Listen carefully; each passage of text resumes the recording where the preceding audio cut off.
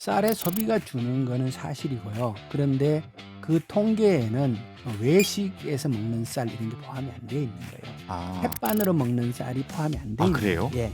햇반 엄청 먹는데. 엄청 먹는데 그래서 실제로 쌀이 얼만큼 줄고 있는지는 정확하지 않아요. 현재 쌀값이 오르는 원인 중에 하나는 가공용의 소비가 굉장히 빠른 속도로 늘어나고 있어요. 네. K푸드, 쌀 스낵 이런 게 상당히 지금 굉장히 빠른 그렇군요. 속도로 시장이 커지거든요. 그런데 이 시장이 커지다 보니까 의무 수입 물량과 비축 물량의 공급은 정부에서 좌우하거든요. 정부가 이걸 결정을 해요. 가공용 쌀이 상당 규모가 이 밥상용 쌀을 이렇게 일종의 침식을 한 거예요. 추석을 앞두고 쌀값이 올랐다는 소식이 이어집니다. 1,000원 하던 식당 공깃밥이 2,000원, 또 3,000원까지 올랐다고 하는데요. 이상기후부터 시장 구조의 문제까지 다양한 원인이 진단되고 있습니다. 농업인 출신이자 현직 농업인이기도 한 김현권 전 국회의원과 함께 이 얘기 자세히 알아보겠습니다. 안녕하세요. 예, 반갑습니다. 네. 상황부터 알아보겠습니다. 지금 쌀 한 가마 80kg 가격이 22만 원을 넘어서고 있다. 이 정도면 어느 정도 수준인가요? 예년에 비해서 한 비교를 해보신다면.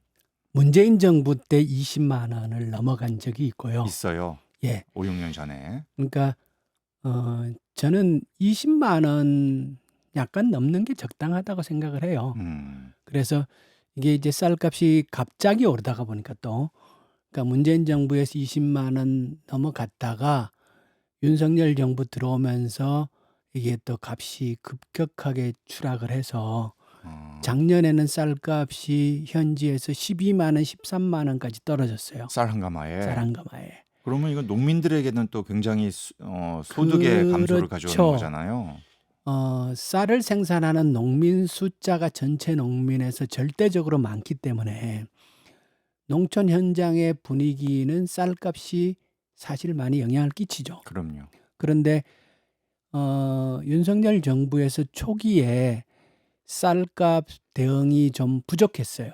관리에 미흡한 점이 있어서 값이 계속 떨어지다가 작년에 너무 많이 떨어지니까 정부에서 좀 급했는지 제가 보기에는 과잉해서 대응한 면이 좀 있습니다. 네. 그래서 쌀값이 또 급격하게 오르는 현상이 벌어졌는데 지금 의원님 예. 보시기에 22만 원이 절대적으로 아주 높은 건 아니지만 좀 오르는 속도가 빠르다 이렇게 평가하시는 건가요?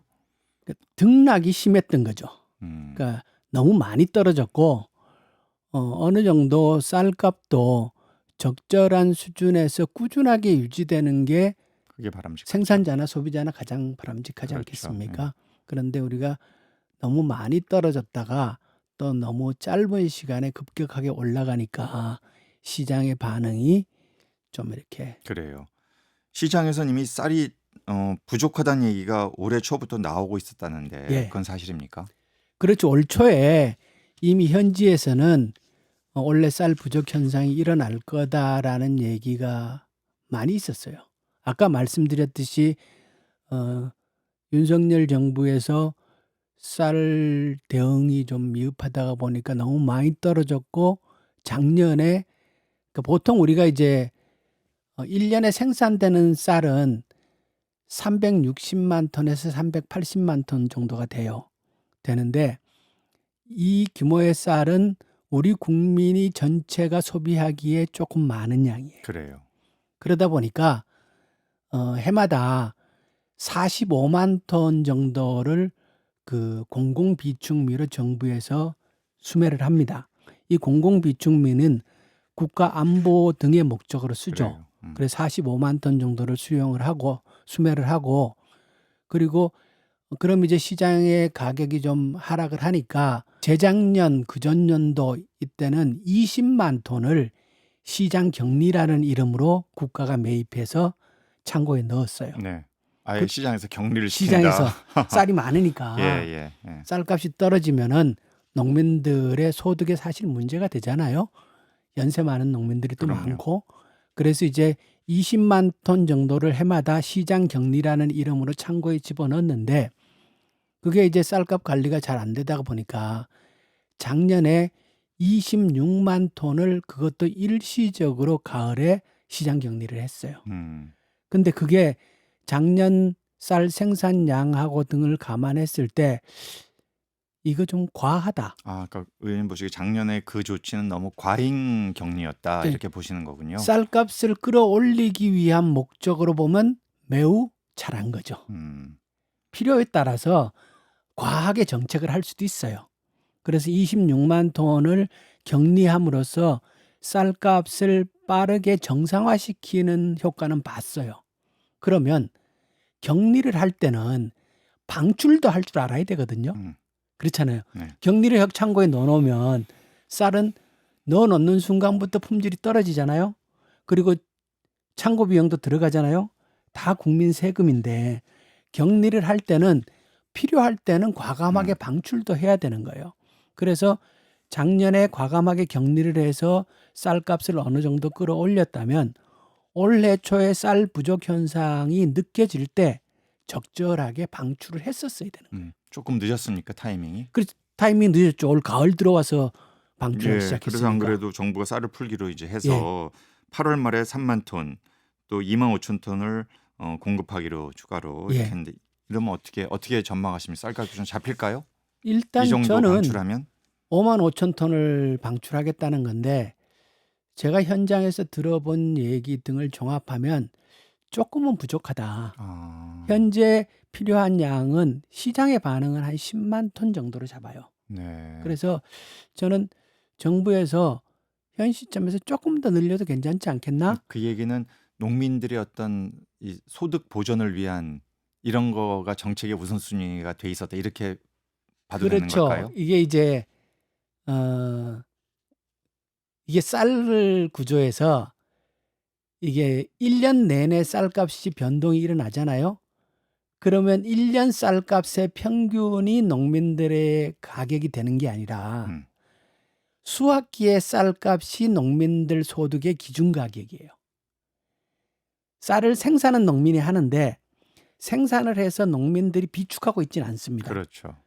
그러려고 그러면 창고도 있어야 되고 비축 비용도 들어가기 때문에 수확은 농민이 하고 수확이 끝나면 농협 등 RPC라 그러거든요. 저장하고 가공하고 처리하는 미국 종합 처리장. 맞아요. 농협하고 민간 RPC가 있는데 이 RPC에서 거의 모든 쌀을 수매해서 거기서 관리합니다. 지금 이제 쌀값이 올랐지 않습니까? 농민들이 혜택을 보느냐? 10원대 혜택 보는 거 없어요. 그렇겠네요. 이미 쌀은 다 RPC로 넘어가 있는 유통 쪽으로 넘어갔네요. 유통 쪽으로 넘어간 상태이기 때문에. 그래서 농민들 입장에서는 수확기 쌀값이 중요해요. 그래서 수확기 쌀값이 떨어지지 않도록 그 정책을 펴주기를 농민들이 바라지만 그렇지만 궁극적으로 생산자만 중요한 것이 아니라 소비자도 함께 중요하지 않습니까? 그럼요. 대한민국은 함께 살아가는 그렇죠. 세상이니까. 그리고 소비자들의 의식이 우리 농민들에게 굉장히 우호적이고 친화적인 환경이 조성되어야 농촌도 살아갈 수 있는 게 가능하고 그렇기 때문에 현재의 시점에서는 저는 당국자에게 제가 뭐 사선으로는 그렇게 얘기합니다. 한 10만 톤 풀어도 괜찮습니다. 푸십시오. 예. 근데 이 또 푸는 방식이 저도 이번에 처음 알았어요. 대여 방식으로 푼다고. 요거는 약간 그래도 약간 좀 제가 얼핏 보기엔 스마트한 방식 같긴 한데 어떻게 보십니까? 아니요, 요거 좀 어때요? 어떻게 저 평가하세요? 그 보면서 좀 웃긴다 생각했어요. 왜 뭐냐면 생산이 있고 공공비축미뿐만 아니라 시장 격리를 통해서 정부가 이제 비축을 하지 않습니까?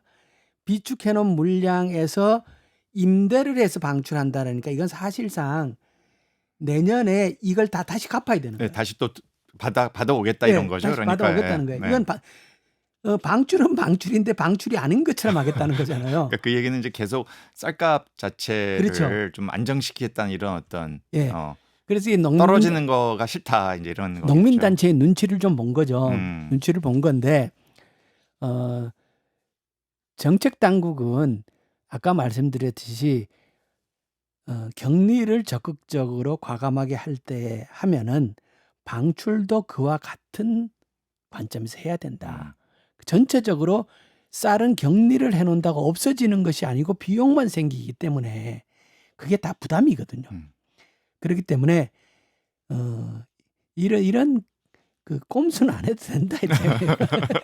그리고 역시 아니 그래도 현직 지금 이제 농업인이면서도 예. 역시 또 국회의원을 하셔서 그런가 이 경제 전체를 특히 소비자들 생각도 그 전체적으로 하시면서 봐야 균형 있게 살아가는 봐야 거죠. 한다. 예. 저는 그리고 제가 일본 쪽을 좀 봤는데요. 예. 일본은 지금 사실 현재까지도 그런데 올 초에 작년 동월 대비 쌀값이 거의 98%까지 많이 오르는 올랐죠. 정말 예. 어마어마한 일이 초유의 일이 벌어져서 일본의 인플레이션을 농산물이 지금 주도할 정도의 상황으로 가고 있거든요. 뭐 거기에 비하면은 한국은 그렇게까지 심각한 건 아닌 것 같은데 이 한국도 일본처럼 이렇게 당분간 쌀값이 좀 떨어지지 않을 계속 좀 22만 원 또 그 이상 이렇게 갈 가능성도 있어 보이십니까? 아니요, 그렇지 않습니다. 그렇진 않다. 일본과 우리는 원인 자체가 완전히 달라요. 우리는 쌀이 지금 이제 시중에 모자란다는 거지 대한민국엔 넘쳐나고 있는 거예요. 네. 어딘가 마- 비축돼 있군요. 많은 양이 비축되어 있기 네. 때문에 문제고 시중에 유통되는 양이 적은 거예요. 그러니까 격리를 조금 많이 해서 유통되는 양이 적어서 일시적으로 가격이 올라가는 현상이 있는 것이지 그것은 당장 비축되어 있는 거 풀면 되고 또 우리 이제 곧 그 조생종벼가 나오지 않습니까? 네.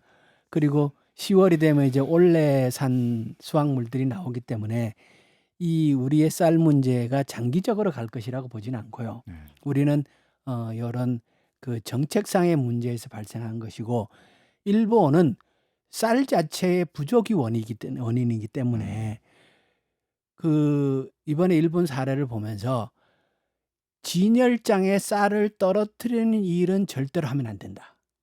그게 무슨 말씀이죠? 그러니까 지금 사회자님 집에 쌀 저장하세요? 저희가 둘밖에 안 살아가지고 별로 쌀 없습니다. 쌀 집에. 없죠, 그죠? 많이 없어요. 예. 저도 집에 쌀 없어요. 음. 기껏해 한 5kg 정도 소포장된 거 하나 넣고 먹거든요. 맞아요. 우리가 왜 이렇게 사냐고 하면 언제든지 우리는 마트 진열장에 가면 쌀을 사올 수 있는 거예요. 그렇기 때문에 집에다가 쌀을 2포대, 3포대 사놓고 살아야 할 이유가 없는 거예요. 그런데 이게 한번 진열장에서 쌀의 품귀 현상이 벌어지면 집에다 갖다 놔야 됩니다. 그렇죠. 모든 가정이 집에다 쌀을 몇 포씩 갖다 놓고 살아야 되는 세상이 되면은 그거는 몇십만 톤 없어지는 건 잠깐이에요. 일본이 사실 일부 그런 일이 예, 일본이 있었죠. 그런 거고요. 예. 그래서 쌀 관리는 굉장히 촘촘하게 해서 절대로 소비자가 불안을 느끼도록 만들어서는 안 된다. 그것이 한번 일어나면은 가수요가 발생하고 아. 장기적인 현상으로 갈 수가 있어서 이건 조심해야 된다. 사실 일본의 그러한 지금 이 쌀 가격 폭등 현상 이거는 뭐 여러 가지 이유를 또 일본도 분석하지만 2023년도에 예. 일본의 그 폭염 예, 특히 벼가 연글 때 너무 날씨가 더워서 쌀 공급량이 확 주는 게 지금까지도 영향을 미치고 있다 이런 분석들이 있더라고요. 근데 의원님 보시기에는 한국에서도 앞으로 이런 구조적인 문제 그러니까 어떤 기후나 날씨 영향으로 쌀 생산량이 급락할 가능성 이런 건 어떻게 좀 기후 변화가 생각하십니까? 농업 생산에 영향을 끼치는 거는 사실이고요. 네. 이미 상당 정도 그런 현상이 벌어지고 있고 이번에 일본 쌀을 보면서 우리가 배워야 할 거는 일본의 기후 변화가 있었을 때 쌀 생산이 감소로 연결되는 과정을 들여다보면 일본의 고령농의 비율이 높기 때문이에요. 기후 변화가 있으면 그것에 대처하는 농민들은 젊고 규모가 큰 농민들이 대응할 수 있지. 상대적으로 고령농들은 그냥 쉬운 농사를 하는 거지. 이게 변화가 있고, 그러니까 상황이 어려워지면 생산층에서 먼저 이탈하는 것은 영세농과 고령농이에요. 아하. 그래서 일본의 농업 구조가 고령농의 비율이 높은 것이 기후 변화에 대응하는 능력을 감소시켰다. 그렇게 분석이 되거든요. 아, 그렇기 그럼 때문에 적응력이 떨어지는군요, 적응력이 확실히. 떨어지는 거죠. 그럼 아니 그거는 한국도 그런 거 한국도 아닙니까? 마찬가지입니다. 그래서 일본의 현상을 보고 우리가 배워야 할 거는 결국 식품의 공급을 안정화하고 위기가 왔을 때에도 대처할 능력을 키우는 거는 생산 기반을 아, 강화하는 거예요. 네. 생산 그러니까 예를 들어 기반이 새로운 품종을 좀 어떤 예, 기후에 적응 가능한 품종을 그렇죠. 그것도 또 하나의 도입한다든지. 방법이고 규모 자체가 탄탄하게 영농 기반이 갖추어지는 게 중요한 거예요. 아, 위기가 왔을 때 적응 능력은 기반이 탄탄한 기반의 층에서 이루어지지 소규모이거나 고령이거나 이런 분들은 거의 그 어려워요. 피해를 그대로 받게 그대로 받게 된다. 되는 거예요. 음, 그렇기 때문에 앞으로 기후 위기가 가속화될 것이라고 전제한다면 우리가 농업 생산 기반을 탄탄하게 하는 일을 일찍부터 더 세게 해야 된다. 아, 그래야 위기에 적응할 수 있다. 음. 이걸 그, 배워야 그 돼요. 말씀 하시니까 좀 더 구체적으로 뭐 우리나라는 뭐 농촌 가면 다 할아버지 할머니만 계시다 이런 얘기를 많이 예. 해왔는데요. 어떤 식으로 이 변화를 좀 촉진할 수 있을까요? 옛날에는 소규모 농민 숫자가 너무 많아서 구조조정을 하는 것이 어려웠어요. 네. 그런데 지금은 그 소규모 농민들이 거의 은퇴할 나이가 지났고 은퇴를 하고 싶어 해요. 그런데 그분들이 은퇴 후에 생계 수단이 없단 말이에요. 음, 우리가 연금도 굉장히 약하지 않습니까? 네. 그렇기 때문에 지금 해야 할 국가가 나서서 해야 할 일은 은퇴를 원하는 다수의 영세 고령 농민들이 농업을 손을 놓고도 생활을 할 수 있는 여건을 만들어줘서 농업의 규모화와 집적화를 촉진하는 일을 해야 돼요. 이 부분에 그러면은 그런 과감하게 쪽 예산을 그런 써야 사업을 돼요. 하고자 하는 청장년층들이 좀 그렇죠. 생겨날까요? 청장 우리 농촌도 이미 음, 청장년 중심으로 상당한 규모화가 진행되고 있고요. 그래요. 농지에 대한 접근성을 높여준다면 청년들은 들어갈 거예요. 아, 농지에 대한 접근성을 예. 높여준다면. 청년들이 농촌으로 들어가고자 할 때 가장 큰 어려움으로 얘기하는 게 뭐냐면 농지가 안 돌아온다. 네. 농지값이 너무 비싸다. 음, 그러니까 국가가 은퇴하려는 농민들에게 과감하게 지원을 해주면서 그 농지를 국가 소유로 바꾸고 그 농지를 낮은 가격에 청년 농민들에게 네, 무슨 얘기인지 제공해주는 알겠어요. 사업을 네. 규모화된 농지를 음. 제공을 해줘야 돼요. 이제 농업도 기계화잖아요. 네. 기계화된 농지를 쓰려고 하면 거기에 적합한 필지가 큰 집적화된 농지로 만들어서 청년들이 영농에 종상할 수 그러니까 그런 있도록 것이 앞으로 기후변화 문제에 좀 적극적으로 그렇죠. 대응할 수 있는 그러한 어떤 농업에서의 구조조정의 방향이 될 것이다. 이렇게 이제 보시는 그렇죠. 거네요.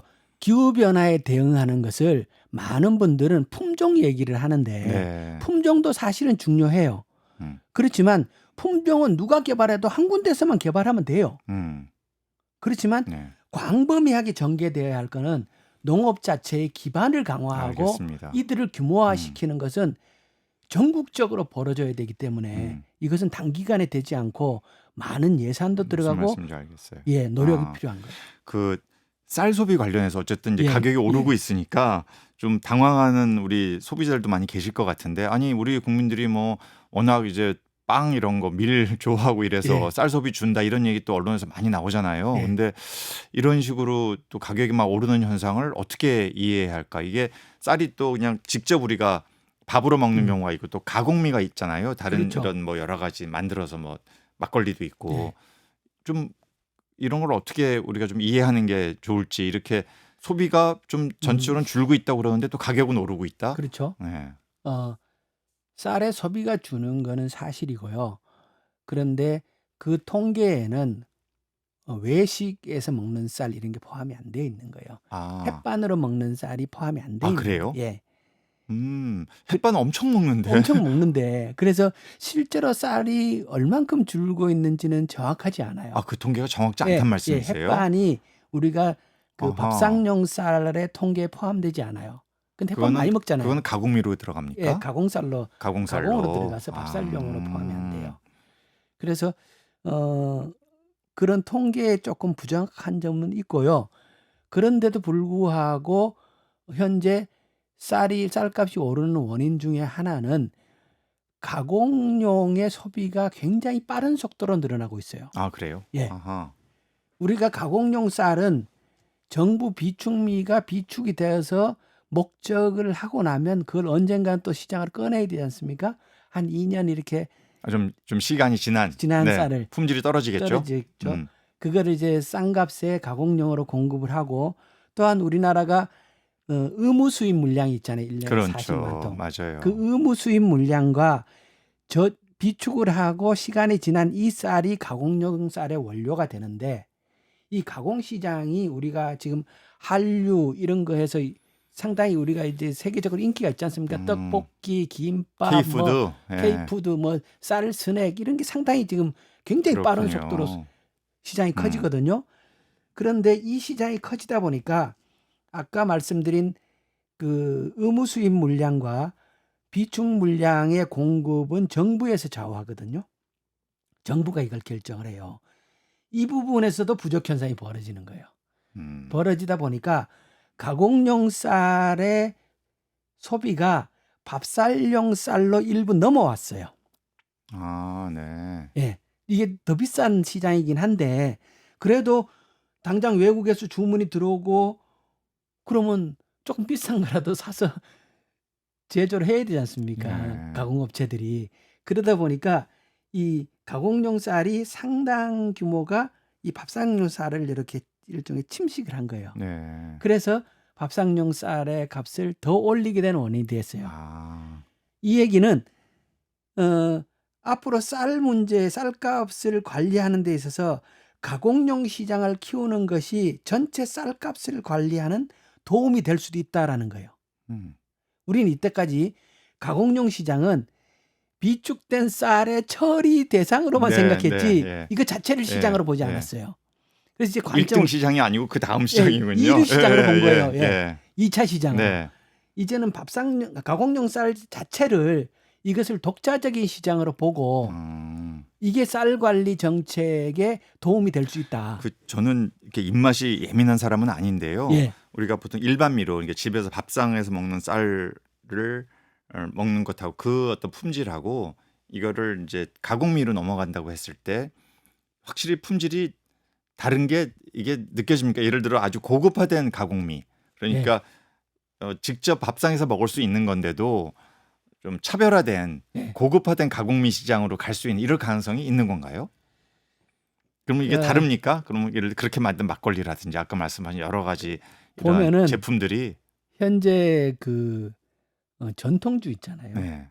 요즘 쌀로 만든 증류주, 위스키 이런 시장들이 굉장히 빠른 속도로 커지잖아요. 규모는 아직 안 크지만 네. 그런 시도들이 있고 상당히 인기들을 끌고 있어요. 이쪽에서는 그냥 밥상용 쌀을 쓰더라고요.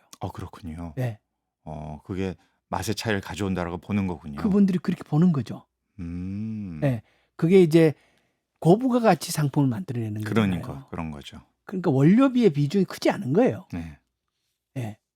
그래서 전체적으로 가공용 시장을 키우는 게 이후 밥상용 쌀을 포함해서 전체적인 쌀의 정책에 도움이 될 수 있다 이렇게 봐요. 그러면 의원님 보시기에는 앞으로 국내적으로 우리가 집에서 밥 먹는 쌀의 소비량은 좀 감소한다. 꾸준히 지금까지 해왔듯이 감소한다고 하더라도 이른바 가공미.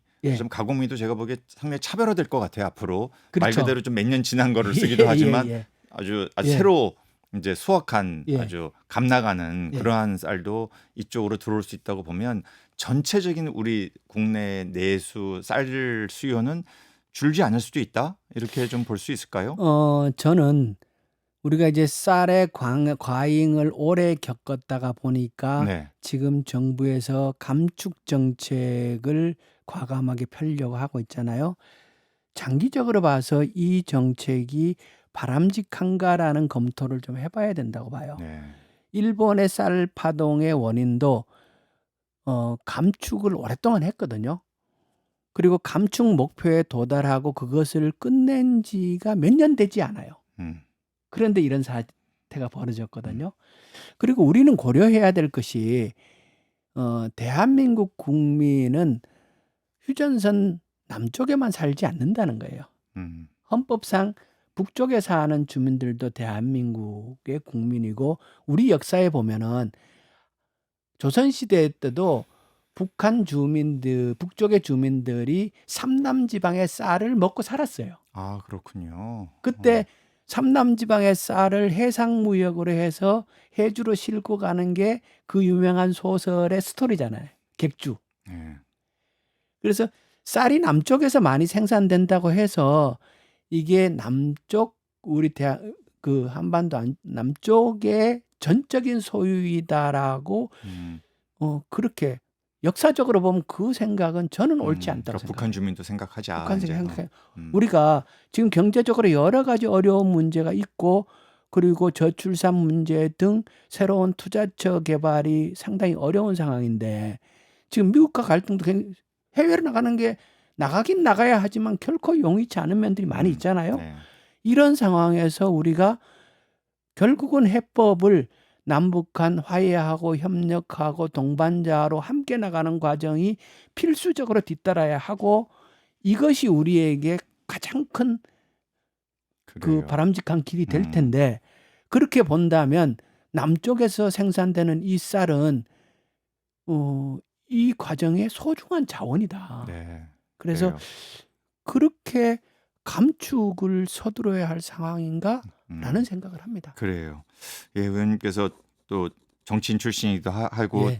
또 나라에 대한 사랑도 많으시고 해서 예. 큰 그림에서 예. 이 쌀 문제를 또 확대해서 좀 봐주셨습니다. 그래서 새 정부의 오늘 이 예. 의원님 말씀이 상당히 좀 의미심장하게 생각해봐야 될 이런 이슈를 많이 제기해 주셨다는 생각을 하게 됩니다. 자, 여기까지 듣겠습니다. 지금까지 김형건 전 국회의원이었습니다. 고맙습니다. 예, 고맙습니다.